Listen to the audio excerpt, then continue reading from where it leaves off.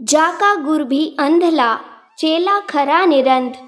अंधा अंधा ठेलिया, दुनियों कूप पडंत। जिसका गुरु अंधा अर्थात ज्ञानहीन है, जिसकी अपनी कोई चिंतन दृष्टि नहीं है और परंपरागत मान्यताओं तथा विचारों की सार्थकता को जांचने परखने की क्षमता नहीं है, ऐसे गुरु का अनुयायी तो बिल्कुल ही दृष्टिहीन होता है।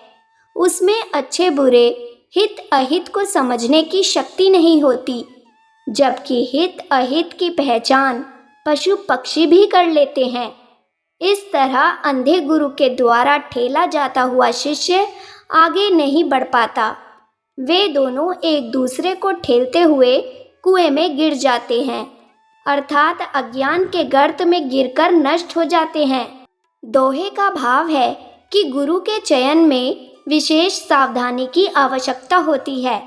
यदि गुरु ही मूर्ख है, अज्ञानी है, तो वह शिष्य को किस भांति ज्ञान देगा।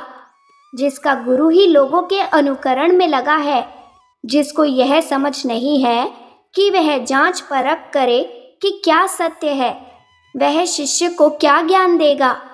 वह स्वयं ही भक्ति के नाम पर कर्मकांड, आडंबर और अंधविश्वासों में उलझा रहता है। ऐसा मूढ़ व्यक्ति जो गुरु बन बैठा है, वह शिष्य को उपयोगी ज्ञान नहीं दे सकता है। वह एक भांति से अंधा है और अंधे की भांति अपने शिष्य को अंधकार में धकेलता है।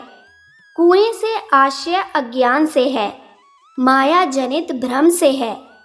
परंपरागत मान्यताओं और रीति रिवाजों का पालन करना भी अज्ञान का सूचक है।